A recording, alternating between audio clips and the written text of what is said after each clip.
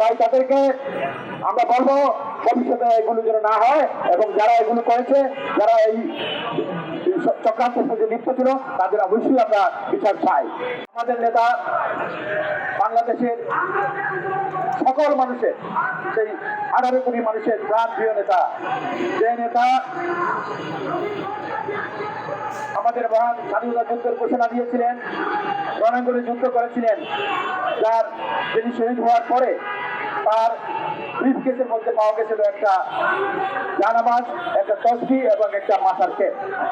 তার কোনো bank account ছিল না। তাকে কিছুদিন আগে এই সরকারের একজন উপদেষ্টা বলেছেন যে আমাদের একজন রাষ্ট্রপতি ছিলেন, যিনি মারা যাওয়ার পরে এখন পর্যন্ত কেউ বলতে পারবে না তিনি অসৎ ছিলেন।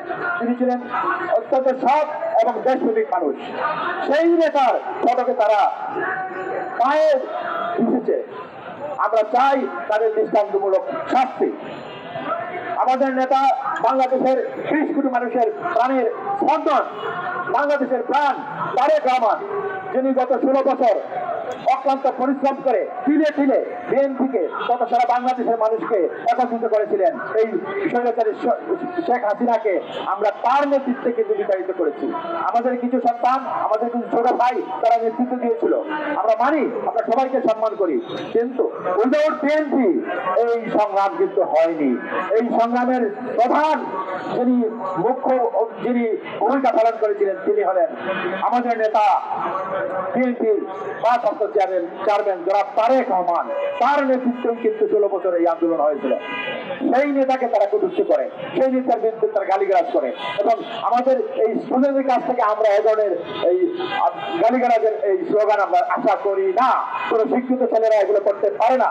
তাই তাদেরকে আমরা বলবো ভবিষ্যতে এগুলো যেন না হয়, এবং যারা এগুলো করেছে, যারা এই চক্রান্তের সাথে লিপ্ত ছিল, তাদের অবশ্যই আমরা বিচার চাই। বন্ধুগণ, কিছুদিন আগে আপনারা দেখেছেন যে সোহাগ নামে একজন ব্যবসায়ী, সে কিন্তু বিএনপির লোক বলে, কিন্তু সে বিএনপির লোক ছিল না। আসলে সে কিন্তু অনেক দলের লোক ছিল। সে আমরা দেখেছি আমাদের কিছু লোকেশন তার ফটো দেখেছি, এই যে বর্তমানে যে এনসিপি চিলড্রেন পার্টি মানুষ বলে, সেই দলের কিছু নেতৃবৃন্দের সাথে কিন্তু আমরা তার ফটো দেখেছি। সে যেখানে যায় সেই দলেরই লোক, সেই লোক। আমরা তার পরিবারের প্রতি সমবেদনা জানাই। এই মৃত্যুটা আমরা কামনা করি না, এটা আমরা তীব্র নিন্দা জানাচ্ছি। কিন্তু এই ঘটনা কিন্তু একটা চক্রান্ত।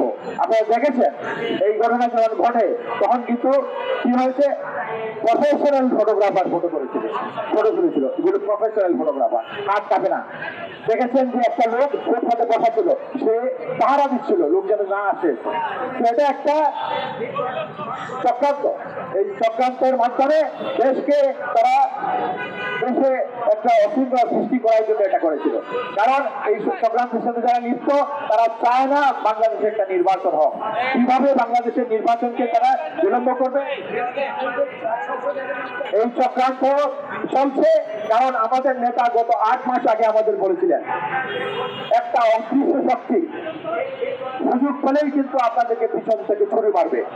আজকে এটা দৃশ্যমান হয়েছে। আপনারা দেখতে পাচ্ছেন তারা এই অদৃশ্য শক্তি, এরা কিন্তু এখন দৃশ্যমান। বন্ধুগণ, এই শক্তি কিন্তু স্বাধীনতার যুদ্ধের সময় তারা আমাদের বিরোধিতা করেছিল। এই শক্তি বাংলাদেশকে চায় না।